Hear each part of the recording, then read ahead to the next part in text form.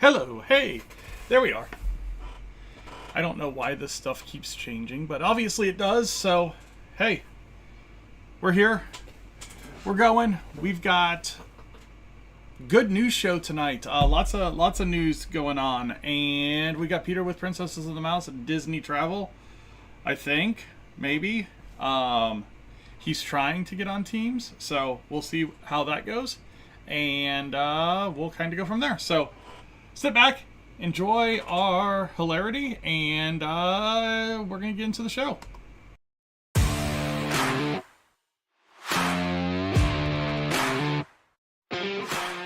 Hi, I'm Matt. Welcome to Disney Planning Insights. Through creative content and live shows, we explain the hidden details of the Disney experience so that our clients can execute memorable adventures. Together with Princesses of the Mouse Disney Travel, we have helped hundreds of clients plan, book, and prepare for magical Disney vacations. Let our experience help you avoid common planning mistakes and maximize the enjoyment on your next Disney trip.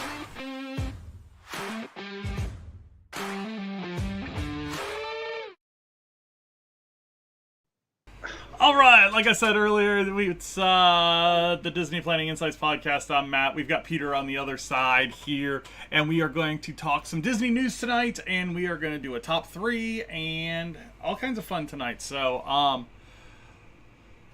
before we get going, I want to jump through quite a few new subscribers. So, Christy Yang, thank you for subscribing to the YouTube channel. I'm going to butcher this name. Adina Basque, thank you for joining the YouTube channel. Here we go. Come on, go faster, go faster, go faster. Brittany Ross,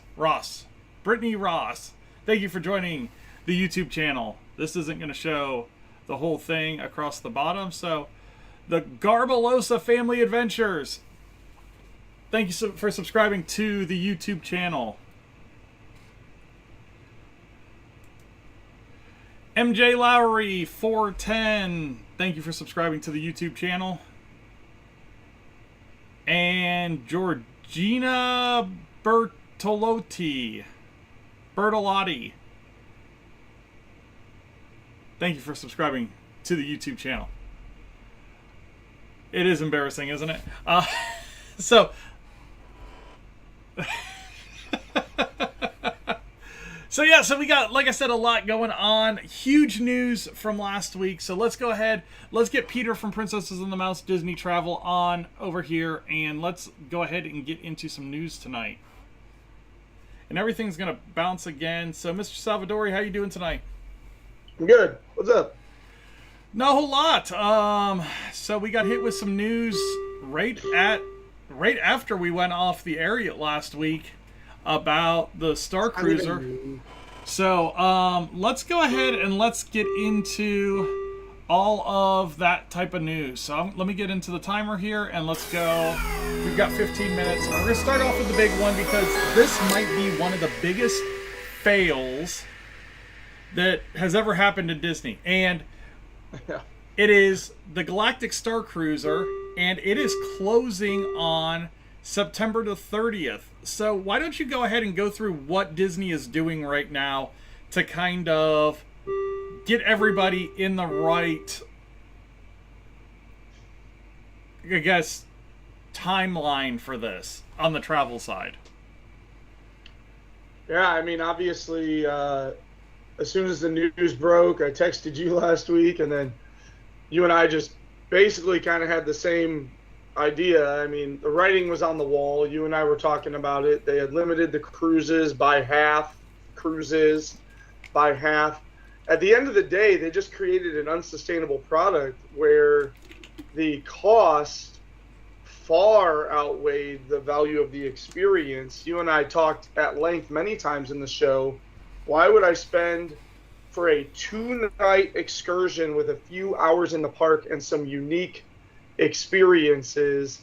Why would I spend the same amount of money for two people, not even a family of 4, mind you, that I could go and get a Caribbean cruise, a 6-night Caribbean cruise for 2 people would be pretty similar, especially if I snatch up a deal.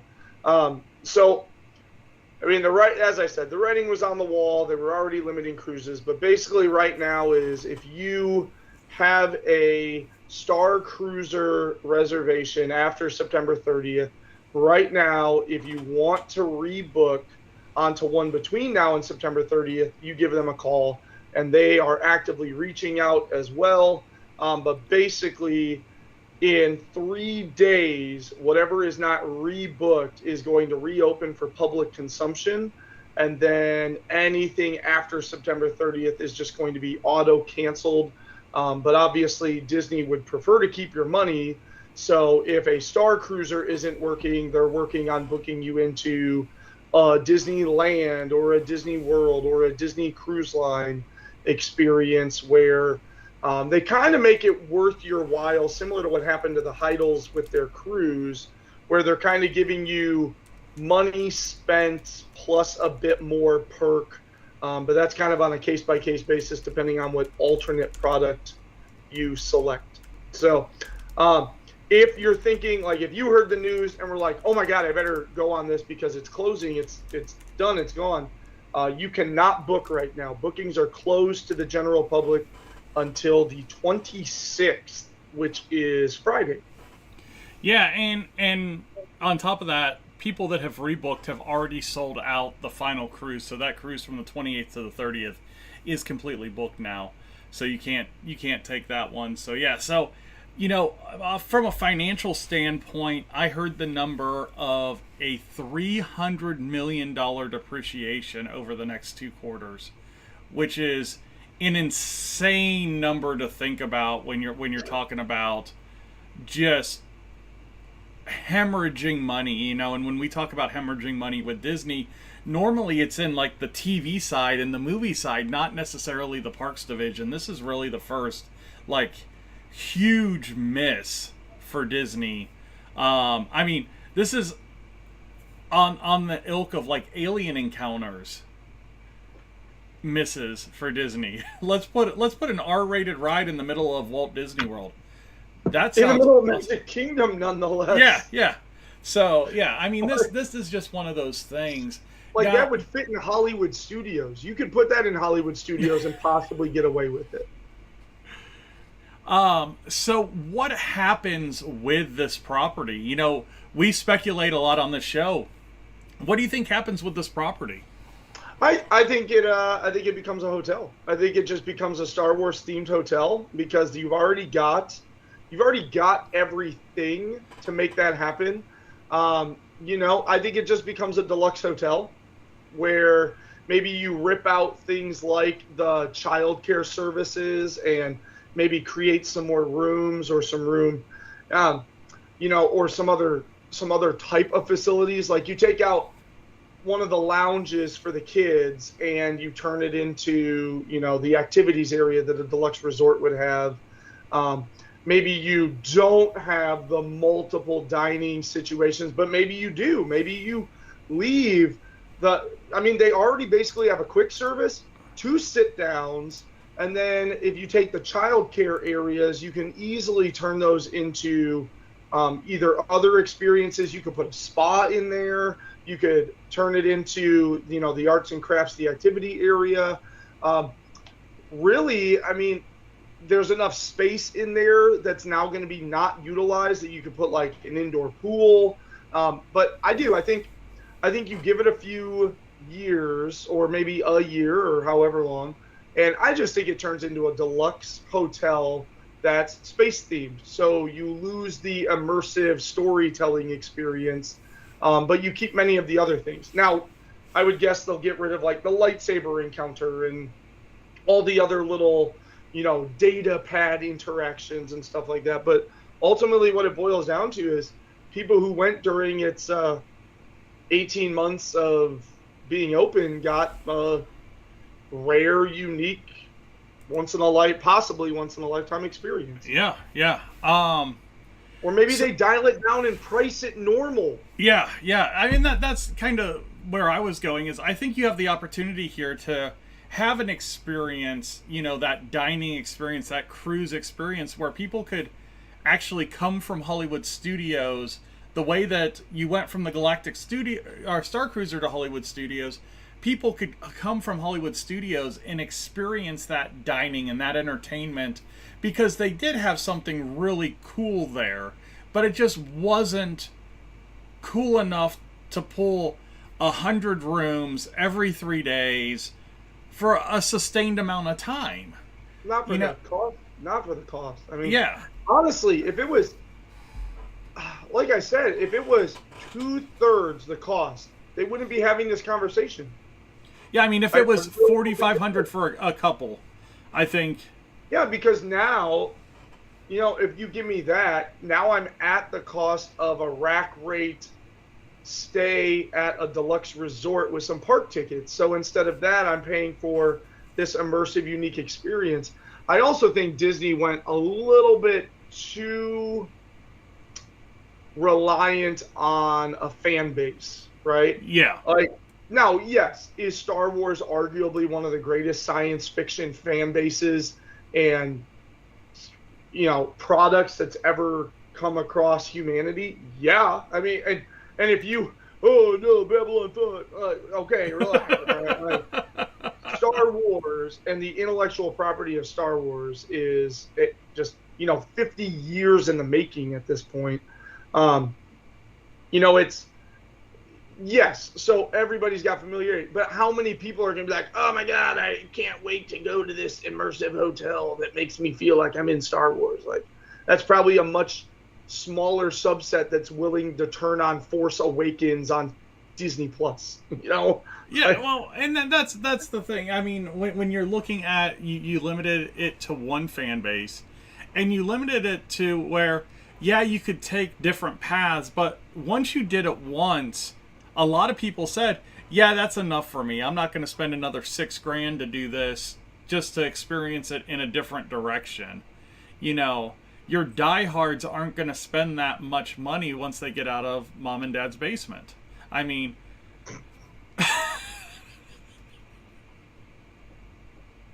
Star Wars fans, I love you. I like Star Wars.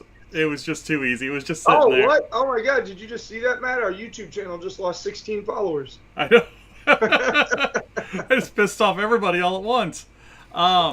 Okay, so let's move on a little bit. So there was a number thrown around in a conversation by Justin Morrow this week about park expansion, and the number was $17 billion over the next 10 years. Now, when you sit down and you think about that, that's a huge number. Break it down, $1.7 billion over the next 10 years. And then you look at what they've done over the last 10 years and you realize, yeah, it's only like 60% of what they've done in the last 10 years. So, what does the $17 billion equate to in the next 10 years? You've got Frozen in Paris, you've got Frozen in Hong Kong, you've got the Pandora expansion in Disneyland. What else is going into this money? Well, I mean, there's already, we already know about Zootopia and Animal Kingdom being a pretty strong possibility. There's, in addition to Pandora over in Land, I mean, there have been rumors about them getting some Zootopia as well, maybe getting a Tangled area, maybe getting a Frozen area. The fifth gate that, again, like the Reedy Creek documents kind of hinted at. And so it's, I mean, that absorbs, if you put a fifth gate in, that absorbs half that money right there.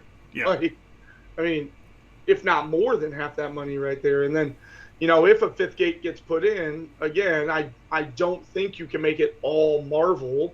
You're going to have to make some type of a middle, midway type entrance area, similar to like a Studios or an Epcot or a whatever, and then make lands. And then you've got tons of different options of things that, I mean, you could do a full Frozen area, a whole Tangled area, a Peter Pan area. You can get Tron over in Disneyland over in California. But lots and lots of stuff for sure. Yeah, and I think we'll get a good taste of what's to come in September. I think there's going to be some relatively big announcements with Disney 100 D23 this September. So, It's gotta be.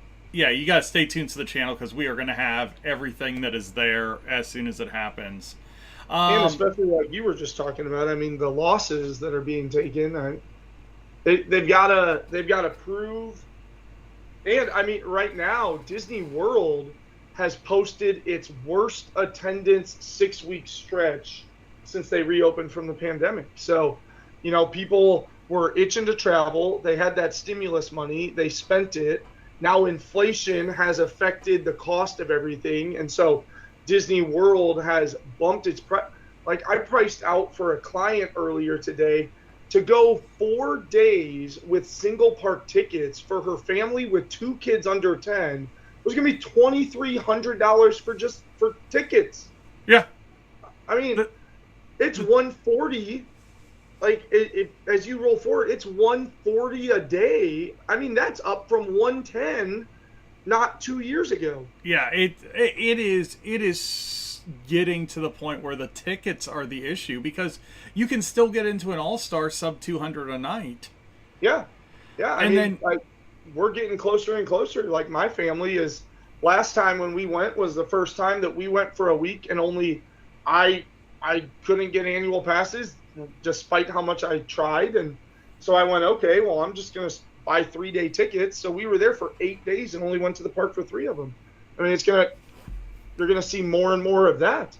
Yeah, and that's just crazy to think about that. It is, I feel like, getting priced out of a lot of people's range right now. And that's sad. Let's talk about a few other things in Florida. Let's start there. The Lake Nona project, which was this huge building campus that was going to bring over 2,000 employees from California to Florida, has been completely scrapped. A lot of people went out and said, hey, this is all because of the DeSantis and Disney thing. And this was well in the works prior to that. They've got interviews from early December saying that, when Iger stepped in, that this was a project that was kind of off the table at that point. So some of those employees have already made the move, so Disney is working to get them back to California or figure out what they want to do. But that project is completely scrapped. Talking about California, Fantasmic at Disneyland is now shut down through at least Labor Day. So we did have the fire with the Fantasmic Dragon there. And it's going to be shut down for a little bit longer. What's good to see, though, is that the dragons in both Festival of Fantasy and Stars on Parade in Disneyland Paris are both working with the fire effect again. So that was the same type of fire effect, and they are back to working. And then last but not least, I had something and it just went out of my head, but I think I've got it right here. Disney Plus, and I want to spend, our timer just went off, but I want to spend a couple of seconds on this real quick. So Disney Plus is merging all of the Hulu content into Disney Plus now. So if you have a Disney Plus plus Hulu account, all of that content is getting merged together. What that also means, though, is Disney is purging a bunch of the stuff that's on Disney Plus right now, including Harmonious Live, which is kind of surprising. So if you do want to see Harmonious Live, what could be one of the best live Disney productions ever, it is going to be taken down off of Disney Plus here this week. So definitely jump over there and check that out. And then last but not least, I guess, I'm going to go PSSS or PS, what is it in Cars 2? PPSS. Oh, yeah. PP, that's funny right there. I didn't mean to rent that movie. I didn't know what it was. No, Indy 500 this weekend. Not only do we get Kylo Ren waving the green flag, we get Mirabelle as the Grand Marshal. So pretty cool Disney ties into the Indy 500 this weekend in Indianapolis, Indiana. So, hey, anything else that you have seen that we should talk about? No, just if you're planning a trip between now and September, those ticket deals are crazy good, and not just for Florida residents. The regular one, I just kind of lamented the cost of tickets. You can get a 4-day ticket for $400 a person, which is, for a family of four, $700 than what I just talked about. $700 less than what I just talked about. And I think, we've talked about this for a year now. I think this fall, we were talking about, once we got through spring break this year, that we thought the crowds were just going to be kind of away. And when you look at, like, this weekend is usually a huge, like, kickoff to summer with Memorial Day weekend, and it's hard to get park reservations. There are park reservations for every park, every day through the weekend. Well, that's like, I'm going down here in 3 weeks, and I went on for dining, and I'm there over a weekend. I'm there Thursday to Sunday, like, supposed to be the worst days to be there, and I can still grab multiple times at over at the Sci-Fi Drive-In. Just reservations that shouldn't be available. Yeah. Under 30 days out. Yeah. Well, everybody, that is the news. Let's get into this week's top 3. Business trip. Did the people move around? It does tingle a little bit.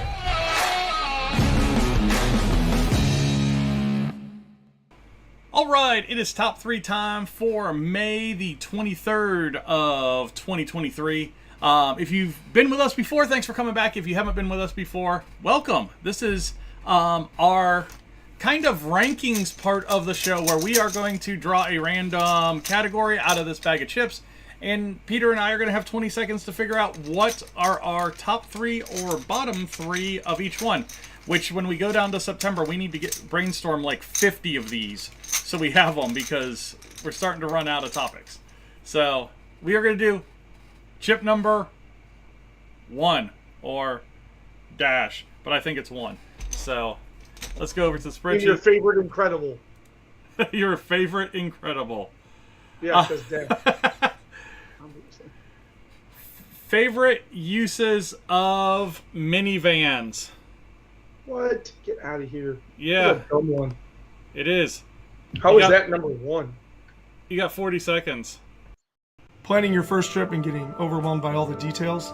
Planning your next trip and just want some new suggestions on things you haven't tried? Contact me at Princess and the Mouse Travel, and I'd love to work with you planning your next trip to the most magical place on earth. You can contact Princesses and the Mouse Disney Travel on Facebook at PATM Disney Travel. Peter is not happy about this week's top 3. There's only 3 uses. We can get more. Yeah, we can get more specific. It's fine. I got 4 things listed, so it's fine.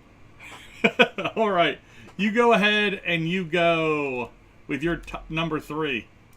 So something that I have used a minivan for, and really, can I just pause for a second?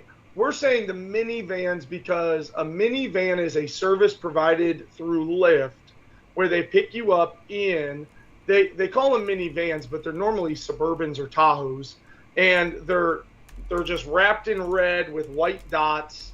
And the difference here is it's a Lyft that costs a premium. I'd say about a 30 to 40% premium over what the normal Lyft would cost. But the advantage is they are driven by Disney cast members who know a ton of trivia and information, have knowledge and inside workings of the parks.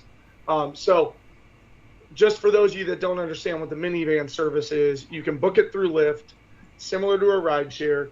And so I'm going to kind of talk about some of my things are going to be rideshare in general, but yes, the minivan specifically is kind of like a step above and beyond. Yeah, so if you're familiar with the Lyft app, these come in like a Lyft Black, that kind of price range. And what's nice about them with the kid side of it is they all come equipped with booster and car seats in each one. So it does make them very, very kid friendly. You don't even have to ask. They all come with them. So if you do get a minivan, you get the booster and car seats with that as well. So Peter, why don't you go ahead and start with your number 3, bud? So my third favorite thing, and I am going to try and put these in order, but we'll see if Matt steals them. So my third favorite thing to do with the minivan or rideshare service is use it when I'm heading to the parks early in the morning, especially when you're staying at one of those value resorts or you don't get a good location, even at something like a Caribbean Beach or a Port Orleans Riverside. We were at Port Orleans Riverside, and our bus depot was the third one of Alligator Bayou. And so we watched on our Magic Kingdom morning, we watched 3 full buses go past before we got a bus that we may or may not have asserted ourselves in front of people who had been there before us to make sure that we got on, because we did not have stroller encumbrances and such. And even then, we were the last 4 people behind the yellow line. My daughter had to ride on the floor. So these rideshare minivans or other rideshare services are fantastic for early morning if you're in a not opportune bus depot location at the value or at the intermediate resorts, or if you're at those value resorts. Because, I mean, if you're over in the 90s area of Pop Century and you're going to Magic Kingdom, I mean, that's almost a 10, depends on the pace you go, but it's like a 10-minute walk to the bus depot. Then if you're going to Magic Kingdom and you're there anywhere under an hour before the park opens, guarantee there's a 4-bus line that you're going to stand in for. Now, they're going to start sending the accordions and everything else, but you're still going to be standing there for at least 20 minutes waiting for it. You could come out of your room, have your minivan pick you up at the 90s building. They'll drive right up to the nearest spot of your building, hop in. And what's great about the minivan service over the Uber or other Lyft services is if you're going to Magic Kingdom, the minivan will drop you off where the bus depot is, whereas the other rideshare bookings are going to drop you off at the ticket transportation center, which can be kind of a pain in the butt. So there is an advantage to paying the premium, especially for Magic Kingdom. That was a very long and drawn out way of saying, get to the parks early in the morning and avoid the big bus lines by getting a minivan. All right. Yeah, and I was going to bring up that difference between the drop-off at the TTC versus the drop-off at the gate. And that is very much the same at all of the parks. Minivans have one drop-off point that is much closer to the park entrance than all the other rideshare services. Hollywood Studios straight up drops you at security. Yeah, it Hollywood does. Studios minivan drop-off is the turn right by the left side of security. You're closer than the buses. Yeah. So my number 3 is going to be kind of that same ilk, but it's going to be getting to and from Disney Springs from the parks. Because right now you cannot take a bus from any of the parks to Disney Springs, and you've never been able to take a bus from Disney Springs to the parks. They just didn't want people parking at Disney Springs and then going to the parks from there. But you can take a minivan to those areas and back and forth between those areas. So it's a great way to where if you want to just leave the park midday, go catch a lunch at Disney Springs and then come back, easy way to get to Disney Springs and back to your park without having to go through another resort hotel between the two of them. So my number 3 is going to get between the parks and Disney Springs. So Peter, let's go ahead and get into our number 2. And no, we're not going to get into our number 2 because my Stream Deck decided it wanted to be a volume mixer again and not a Stream Deck. So I've got to let it go to its timeout. So I have to go a minute. So, and then it will time out and then it will go again. I don't know why it doesn't. It frustrates me. There we go. Still live? There we go. Yeah, we're live, but business trip.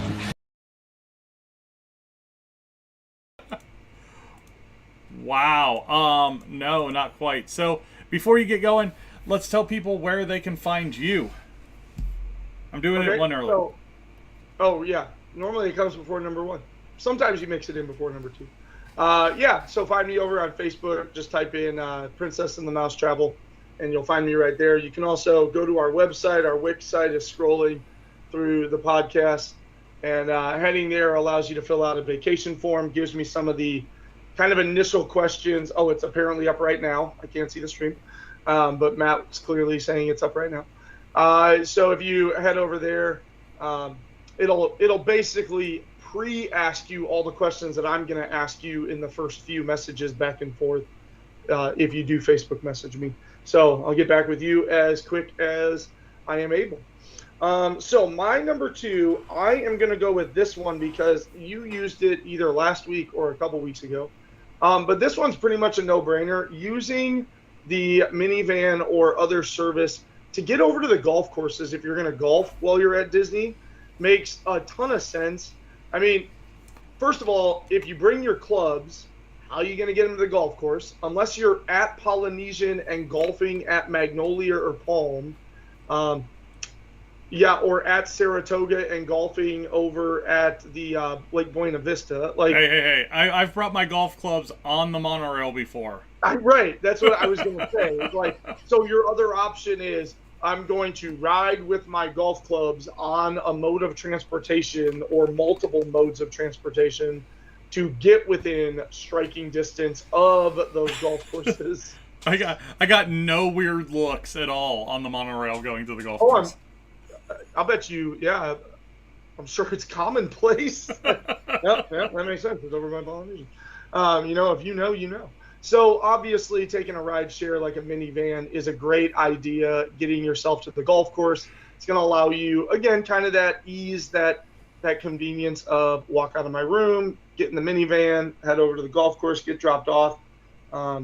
You also kind of like almost get dropped off in style because you rolled up in the minivan to golf at the Disney, the Disney course. So we'll keep that one short and simple, very easy. If you bring your golf clubs, take a Lyft or Uber. Obviously, if you're renting, take it or leave it. Your call. Yeah, I mean, that's a great one. And again, they are all larger vehicles. They're either Traverses or Tahoes or Suburbans. And just great vehicles to get around to do the golfing and that kind of stuff. So no, fantastic idea. My number 2, I love using them going resort to resort. We do so much dining in other resorts that it makes a ton of sense for us to do that. Now one thing that's really cool about the minivans is they all have a USB. And that little USB stick has the soundtrack for every resort hotel that the bus would. So if you get on a bus that's going to Pop Century has its own soundtrack that you listen to from wherever you're going to Pop Century or from Pop Century to wherever you're going.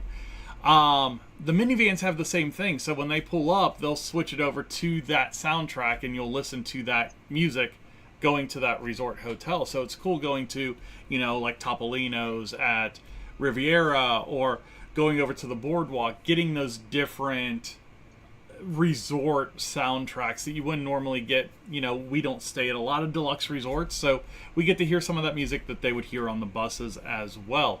Another thing that Peter brought up was the knowledge factor of the minivan drivers. Even if you don't know where you're going when you get to that resort, you can ask your minivan driver and they probably know once you get into the lobby, or even if you don't go into the lobby, where are you going to get to this meal or get to wherever you're going at that resort. So no, it's a great way to use the minivans, just getting from your resort to another resort for dining and that kind of stuff. So that is my number 2. So Peter, let's go ahead and get to your number 1. And Before we get to your number one, if you guys have any ideas for the top 3 show, like I said, we are starting to run a little dry. I'm sure we can sit down and come up with about 30 and 15 minutes tonight. But send us your ideas. You can either do it in the Facebook chat, you can do it in the YouTube chat, you can do it in the comments in YouTube, or you can go over to the website, and that is patmdisneytravel.wixsite.com/planning, and go into the upper right-hand corner, and you can send us your idea for a top 3 segment today. So go ahead and do that. So Peter, what is your number 1 use of the minivan service? We should do a top 3 show where we come up with top 3 show ideas. We'd get 6 of them. Right. Done. Got 6 more weeks to push. Gets us through the summer. All right. So my number 1 is similar to Matt's number 2, but I'm going to be more specific with it.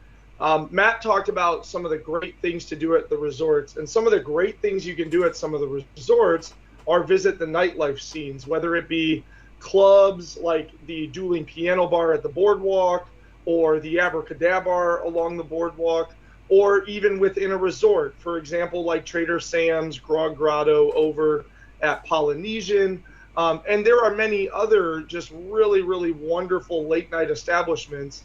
Well, if you find yourself wanting to stay there till midnight or 1 a.m. when they close, because you're on an adult-only trip or your kids are older, so you trust them back at the resort by yourself while you and whoever you're there with want to go out for some drinks, you're going to have a hard time if you stay at Trader Sam's until they close and your stay...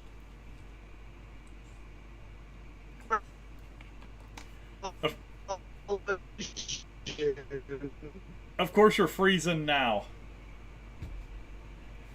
Well, Peter's trying to say... Am I still good? You're good now. You're good now. You were frozen for a little while. Oh. You froze, when you were talking about if you wanted to stay till close at Trader Sam's. It's really hard to get a bus anywhere.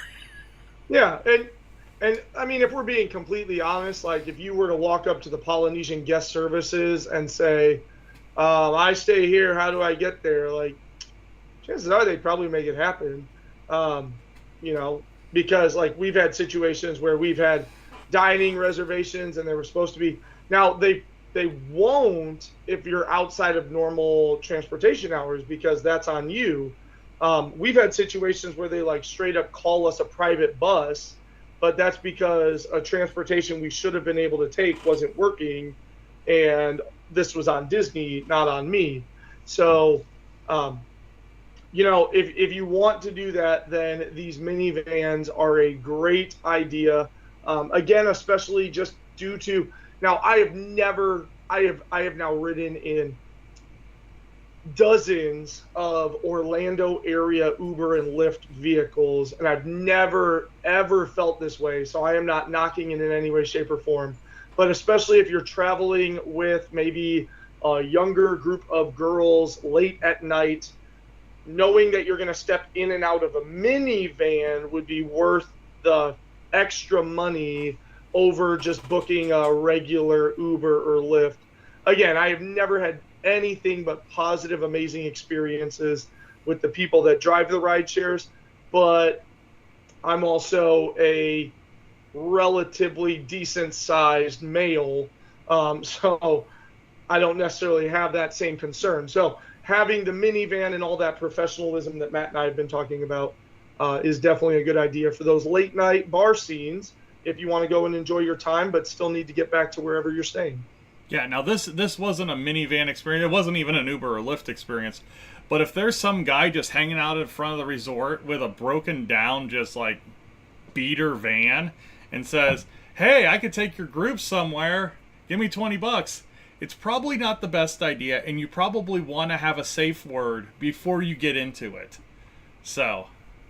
Well, and you're going to be likely, your faculties might be diminished, so you might make bad decisions. That actually happened to us once. We were leaving Hollywood Studios and needed to get back to the airport, and we kept trying to order an Uber, but we were like, Hollywood Studios was running surge prices, and so we kept just refreshing until we could book without a surge. and then we'd book without a surge, and then it would get canceled. So then we would sit there, and it just kept happening and happening. And there was an Uber driver whose ride didn't show up, and he was like, hey, I can go to the airport. I know I'm going to get somebody and just come right back here. So I'll take you to the airport for $40. You know, we won't put it in through the app. I'm going to make more money. You're going to get there for slightly less money. Like, it's a win-win for both of us. And boy, we sat on that app for like 15 more minutes before we finally agreed to it. But you better believe I had Google Maps up the whole time. I'm like, okay, he is on the correct route. Like, I ain't losing my kidney and liver today, buddy. we had it coming back from Discovery Cove, and he actually, the vehicle was in such bad shape that he goes, I don't think my truck's or my van's gonna make it to your resort, and dropped us off in a strip mall off of International Drive. We had to get an Uber from there. So, yes, make wise decisions while you're down there. Make wise decisions. Okay, my number one. It is not back right now, but my number one is using minivan service to get to and from Disney Cruise Lines. It is a fantastic way to get from the land portion of your land and sea, or back to the land portion of your land and sea when you're doing a cruise.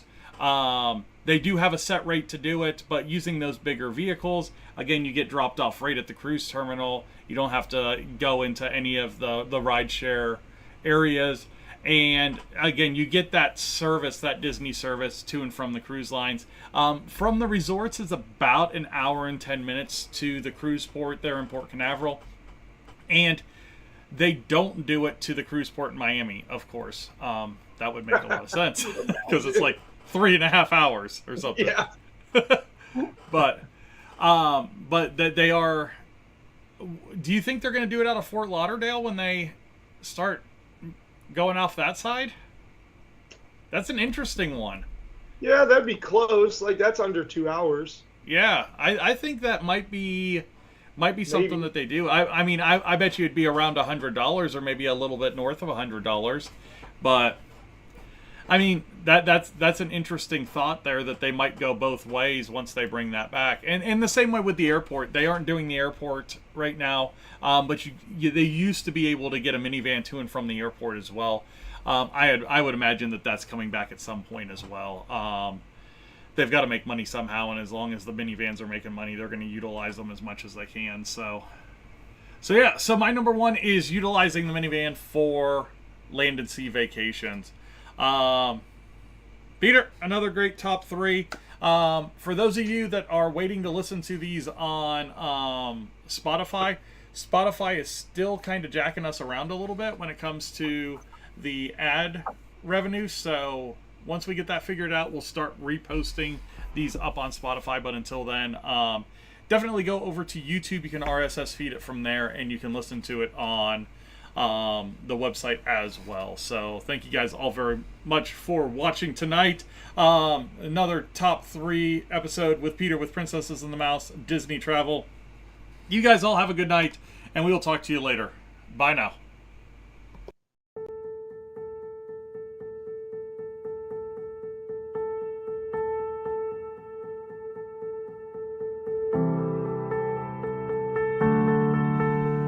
Hey, we have Peter with Princesses and the Mouse Disney Travel joining us tonight. We talked about the Galactic Starcruiser failure and had a top 3 about Disney's minivans.